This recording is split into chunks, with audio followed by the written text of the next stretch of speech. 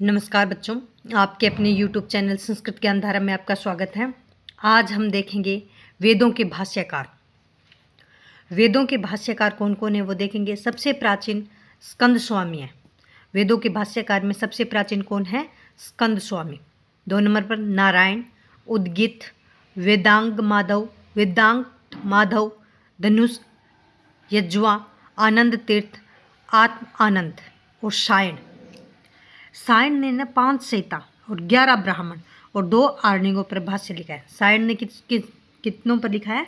5 तो संहिताओं पर भाष्य लिखा है, 11 ब्राह्मणों पर, ब्राह्मण ग्रंथों पर, और 2 आर्णिक ग्रंथों पर भाष्य लिखा है सायण जी ने। इनके पिता मायण है। सायण के पिता कौन है? मायण, तथा माता श्रीमती थी। माता कौन थी? श्रीमती। सबसे पहले इन्होंने कृष्ण यजुर्वेद की 33 संहिता पर भाष्य लिखा। सबसे पहले इन्होंने यजुर्वेद की कौन सी संहिता पर भाष्य लिखा? कृष्ण यजुर्वेद की कौन सी संहिता है? 33 संहिता। 33 संहिता पर भाष्य लिखा। और 33 संहिता किसकी है? कृष्ण यजुर्वेद की है। सायण की एक रचना माधविया धातुवृत्ति भी है। दूसरी एक रचना क्या है? माधविया धातुवृत्ति भी सायण की रचना है। सायण विजयनगर के महाराज बुक्का और हरिहर के मंत्री थे। सायण कौन थे? विजयनगर के महाराज बुक्का और हरिहर के क्या थे? मंत्री थे। सायण विजयनगर के महाराज बुक्का तथा हरिहर के मंत्री थे सायण जी। रामायण ऋग्वेद भाष्य है।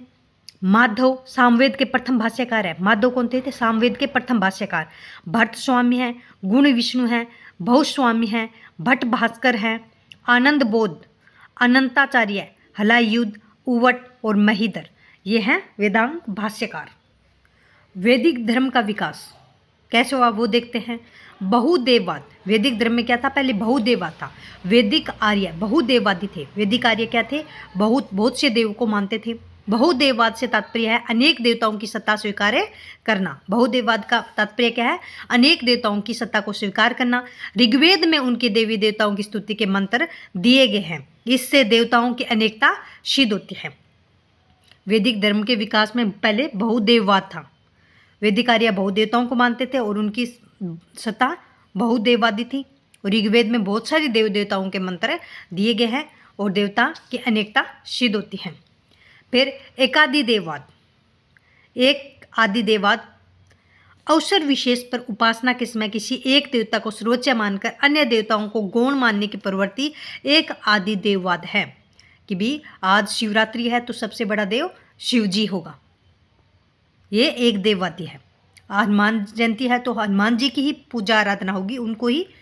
खाटू श्याम जी वाले बाबा हैं, श्याम बाबा की भी उसके दिन उनकी ही स्तुति होगी। यही एक देववादी है कि जो अवसर होता है, जिनका जो विशेष अवसर होता है, उसकी उपासना के समय एक देवता को सर्वोच्च मानकर अन्य देवताओं को गौण मानने की प्रवृत्ति एक आदि देववाद, यह शब्द मैक्स मूलर ने दिया है। एकेश्वर देववाद। एकेश्वरवाद क्या है? एक देवता की सत्ता में विश्वास एक देववाद है।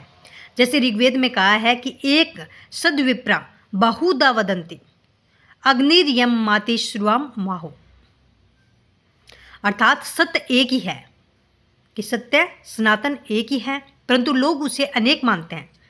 भी जो है देव एक है, उनके रूप अनेक हैं।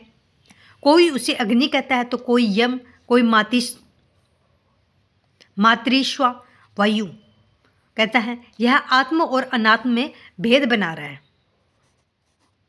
ये एक देववाद है। एक तत्ववाद। एक तत्ववाद क्या कहता है? जीवन और जगत का मूल तत्व एक ही है, कि जीवन और जगत का जो मूल है वो एक ही है।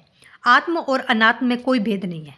आत्म और अनात्म में, ईश्वर और आत्मा में कोई भेद नहीं है।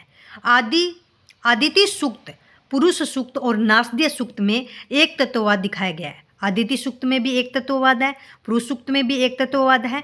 जो पुरुष सूक्त में बताया गया है कि विराट पुरुष होता है, वो उसकी इतनी भुजाएं होते हैं, इतना बड़ा मुंह होता है, ये सब बताया गया ना पुरुष सूक्त में, एक तत्ववादी है। और नास्तिक सूक्त में भी एक तत्ववादी दिखाया गया है। कालांतर में आचार्य शंकर ने इसे अद्वैत के रूप में वर्णित किया है। आचार्य शंकर ने इसे किसके रूप में? अद्वैतवाद के रूप में बताया। ऋग्वेद के प्रमुख देवता इंद्र हैं। ऋग्वेद के प्रमुख देवता कौन है? इंद्र। और इंद्र पर 250 सूक्त, सबसे ज़्यादा सूक्त लिखे गए। ऋग्वेद के प्रमुख देवता इंद्र हैं और उन पर सबसे ज़्यादा 250 सूक्त लिखे गए हैं। अग्नि पर 200 सूक्त लिखे गए हैं और सोम पर 120 सूक्त लिखे गए हैं। तो ये क्वेश्चन भी पूछे जा सकते हैं कि इंद्र पर ऋग्वेद में कितने सूक्त लिखे गए हैं, तो 250, अग्नि पर 200 और सोम पर 120 सूक्त लिखे गए हैं। आई होप आपको ये वीडियो अच्छा लगा हो। प्लीज़ चैनल को लाइक एंड शेयर, सब्सक्राइब। जय हिंद, जय भारत।